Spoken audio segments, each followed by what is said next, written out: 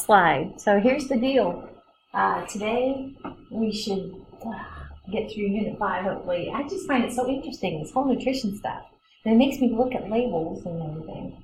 And then Friday, actually, I am going to go ahead. Before Friday, I'm going to have your final exam made. And you can see, skipping ahead to Monday, your final exam is going to be on computers in 417, which is kind of around the corner. And for your final exam, you can bring notes, notebook, calculator. Okay, notes that you wrote, notes that I wrote, but what you can't do, and I'll be kind of looking around, is like go out on the internet and surf. Not that you would do that to do something other than for the test, but that's what I'm going to try to say. No, you can't do that. So for your final exam, there's going to be 3 to 7 questions hand-picked. So none of this really? That's a crazy question. It'll be questions like, well, I wish that they would know that, blah, blah, blah, blah. So, and it's going to add up to 40 to 50 questions, I think. About an hour and a half to take it. And so after I have it made up, I'll do it at least by Thursday, then I'll make the document I'm going to give you Friday. Yeah. And so it'll kind of have topics, hopefully, it's kind of my envision. So that's what it looks like. I don't know, it'll be not too bad, that's what I'm hoping. And my syllabus explains this, that if your percentage on the final is better than any of your unit exams, it will actually count twice. It will count as your final, which is like a 50-year grade, and it will also be substituted in for your low unit exam. So that's kind of fun. Good. And I'm probably gonna, this semester, my first time through teaching this, I'll probably be a little curvy on it, So we'll see. And how much of the final exams with the grade? I think it's 20%, maybe. So it's a chunk. It's a chunk. All right. No, we have a few slides. And it's different for males or females. This is actually, the 3 columns are broken up into, if you sit a lot, you shouldn't eat as many calories. If you're active, you can eat more calories moderately, so if you're very active, you can eat more calories. So, if you do, and I've done it before, and I might do it again, that it's like, what is it? Well, it's got the word PAL in it, I don't know, but some sort of program that watches how much you intake. They will ask you, what sort of activity you have. Okay, and it depends on your age. So the other thing is, oh my gosh, I'm here. So I'm not supposed to have as many calories as y'all are supposed to have. You're over 50. I am over 50. It's the color. I would never guess that. Wow, thank you. I'm going to show us a video on this basal metabolic rate. Okay. But I think when I do, I have this Wii Fit, and I think they talk about, no, it's not a BMR, that's something else. But it's like the slide says, the minimum amount of energy required to support your particular body function. And it kind of depends on, it's like weird, it's like how much you weigh affects how much, the minimum amount that you need. So the more you weigh, the more you need. So not so surprising, we have some things, physical activities, and they vary by how many calories that you burn. Looks like the most you burn hiking, going up and down those hills. The least you burn stretching. What about running? Oh, there we go. See, I run. It's on the video. Oh, it's over here. Right. It continues to go. What's that? I run, and for as much work I feel like running you have to do for running, you're not burning that much calories. I can run a little over a mile, and I don't even think I have calories. How do you know that? You might be doing more than 100 calories running. I have it on my... Well, maybe your watch is wrong. Your thing is wrong. You have to be a distance runner. That's what else is doing. Running's hard on the knees, though. And I go on to there's a treadmill at the gym that we have, and it calculates about the stuff. Oh, well, it's okay. So it is scientific. I didn't mean to give it a hard time. Well, yeah, so I guess when I don't run, I jog. So I'd like to think I run, but I don't. Well, John, that's still a lot. It's like half the time. But But yeah, so that's right. Like if you go 5 miles an hour, it's like less than 100 calories an hour. I think instead of watching that little video, I think we're going to want to. My friend is making me do this app right now, and it's called Lose It, and you have to record like everything I've heard about you eat. But it makes it really easy because you can just like scan this bar. No way! Yeah.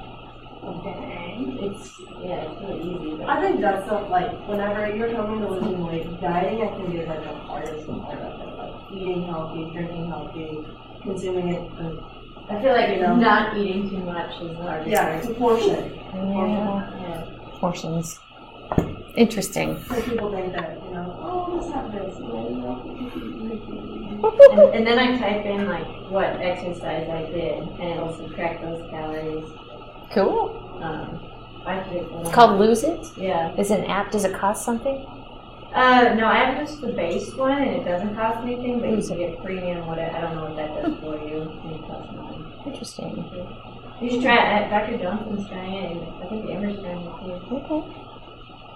But if it gets like mad at me if I don't, does it get mad at you? It does. It sends me reminders like, wait, I don't buy it. You haven't eaten today because I forget to enter. Okay. I sure haven't. Oh. Sure haven't. Didn't have those donuts and those curious. Okay. So the number up here on the sheet I gave you is 400 to 500,000 deaths occur. I know. Related to unhealthy eating and inactivity. So obesity. Yep. And so I imagine the second paragraph here says, where did they get those fatalities? And yeah, it's heart disease, liver disease, cancer can be related to poor health, poor eating, I guess, stroke, diabetes, and obesity. Yep. Okay, every year more than how many deaths, what do you think, are due to poisoning? Do you think it's more than 1,000, less than 1,000? More than 1,000. Well, the Tide Pods, The what? The Tide Pods. Did anyone die from that? Actually, I don't know. Little kids were eating the Tide Pods? You didn't hear about that? It was like It was teenagers. It was like adults, like young adults. Like it was a YouTube Are they challenge. still doing that? I don't know. I think they got enough crap on the internet that they can shake that. Well, this doesn't fall, foodborne illnesses does not fall into the Tide Pod phenomenon. But sometimes I don't worry, but I do wonder, like, if you go to a restaurant or even like in your own house, you're like, so is it safe? Has it been out too long? You can have bacteria build up. We'll watch this video on food safety, I think. What is it? Mainly botulism that Kills people? I don't know. So how can we be sure that our food is safe? Well, food surveillance, total diet surveys. I'm thinking that's kind of like our nutritional information that's attached to the things we eat. And actually, what do you think? The FDA, Food and Drug Administration, goes out and finds issues. Was it within the last month or so we had that the issue with our lettuce, right? The lettuce, yeah. What was happening? They found, I think it was E. coli, some lettuces. So let's see what this video on food safety. This bit about, in a minute we're going to talk about how much carbon dioxide the footprint for meat is. But this is showing you the increase in how much Americans are eating meat. Oh, that's worldwide, sorry, worldwide. So worldwide, we're increasing. So, what costs when we're preparing food to be consumed? Well, there's a water cost associated with everything, whether it's a plant or whether it's an animal. There's also pollution associated with the growing, the preparing, the getting it to market. And then there's also a cost associated with land. What's it doing to the topsoil? Did we have to clear away some native forest that was there in order to make our food? So we have these three major costs of food production. So what this is looking at is kind of on the left, you see your meats, including eggs, and then on the, well, I guess they're both meat. Broken up into land that each one uses and grain associated with bringing that product to the market. So beef takes the most land and takes the most grain to feed. But it's also one of the leading. It's one of the what? Probably one of the leading. Yeah, if you go back here, It's consistent. beef was, but that's per, I think that's per, it's normalized per amount of beef. So you know what I mean? Like, let's see, maybe not. I have to double check. I see what you're saying. The reason it's so high is because there's so much of it. Yeah. Yeah. But like and too, I feel like beef is stuff like there are pig barns and stuff that are made for like slaughter pigs. So like they're obviously not going to take that much because they're on concrete. Okay. You know, where beef, they have actual grazing. They're not Yeah, that's locked, true. They're not locked in a little barn. That's Yeah, I feel like they pick on beef a lot, and it's, what's the beef with beef? Because, like, I don't know, in Wyoming, they got graze permits everywhere, and they just graze them on the public lands that are there. The Forest Service and BLM. And it's like, well, it's a good thing they're using land for that, instead of, like, paving them and putting That's true. development in it. That's true. It's like, there's a lot, I think there's a lot worse things that people should focus on than beef. Like having just like a bunch of crap. I don't agree with the pig barns and like the chicken barns and stuff like that. I mean, we have a bunch of them going around my house, and like all they do is they have this barn. It's abusive to the animals. Yeah, and then they live on concrete in little 4x4 pens their entire life until they're ready to go slaughter. And they're not. I mean, of course they're getting the grain and stuff, but I mean, you have to think of all the stress and all the stuff that's getting put into the pig's muscle and stuff from living on concrete. Yeah, and like chickens they'll put like hormones in it to make their breasts grow big so they can't even walk. Yeah. That's why you should hunt. Yeah. Appreciate all I'm that. totally for it. Yeah. That's something things to think about. Yeah, I appreciate that. This graph is again breaking. The line is the blue is beef, the red is pigs, the brown is poultry, and the kind of purplish is the sheep and goats. Have you guys ever eaten sheep or goat? Oh yeah. I was in Argentina and I stayed at a ranch with like gauchos, you know, like the cowboys. And like once a week I'd have to hike to this like crazy gaucho's house. And he'd lasso a goat for me, and then we'd like hog tie it and like stab it and and butcher it, and it was really Wow. That's. We used to hang out one of your I know. like, I want to go. Like, He that was my dream. he was crazy though. Can you imagine like a man that lives in the woods by himself with a goat herd? Just that crazy. Just as crazy as you would imagine.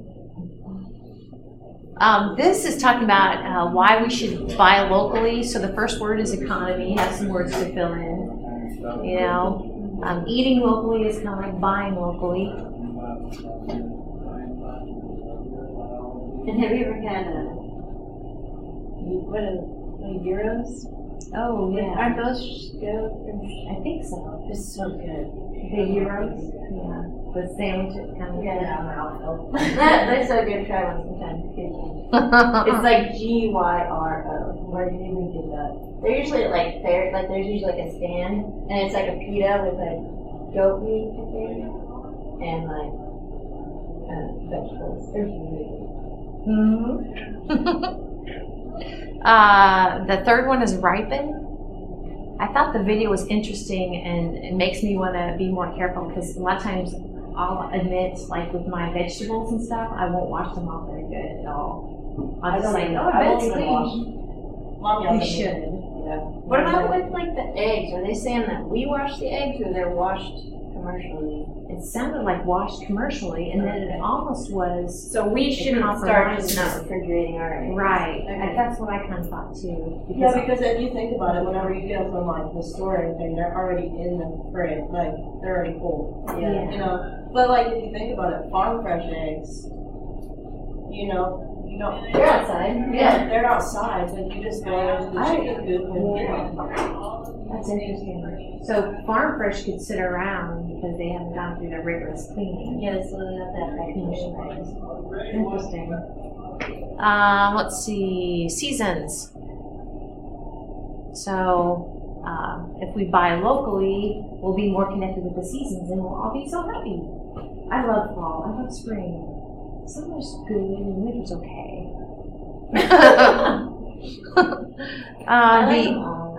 What's that? Oh, yeah, not yours. And this this is kind of a little bit what you were talking about with the cows, that you'd rather see cows on the land than doing something else. So if we buy locally, it kind of, we find our happy place because, you know, you figure the stuff you buy is green and it's making the area green.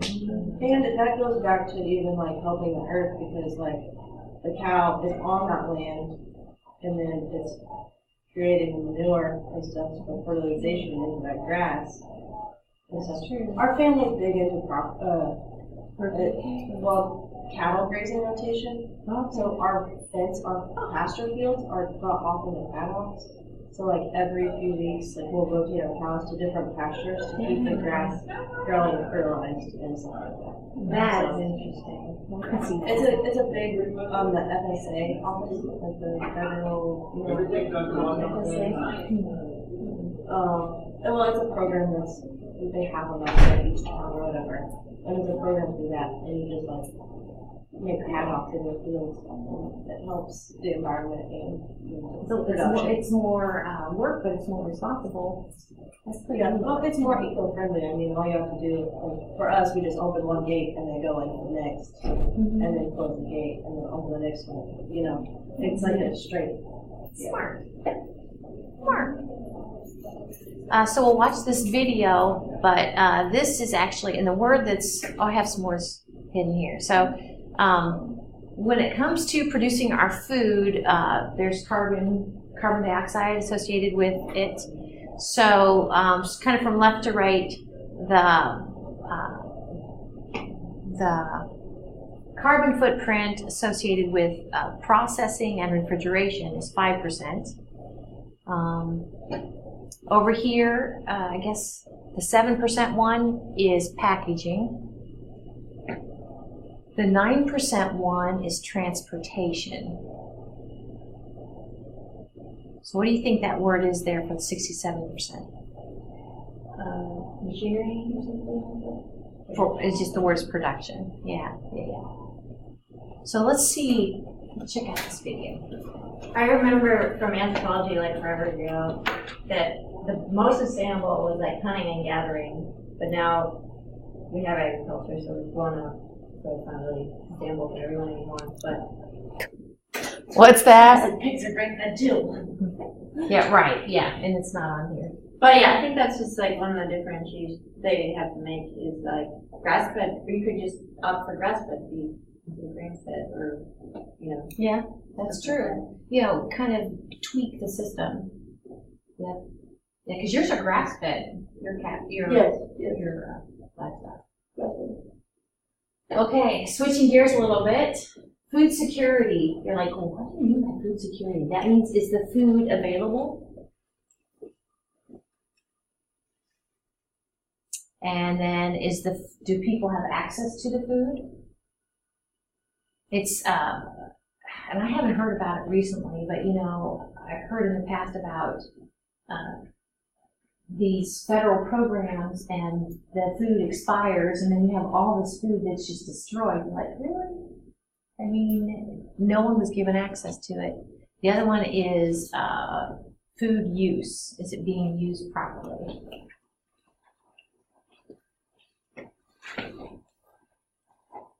So let's see. See, that we only have 2 more slides. One more slide. Well, the first time I was in college, I had a roommate that was into dumpster diving. What? A roommate that was what? Into dumpster diving. Oh, dumpster diving. But he knew the system of when stuff got taken out and stuff.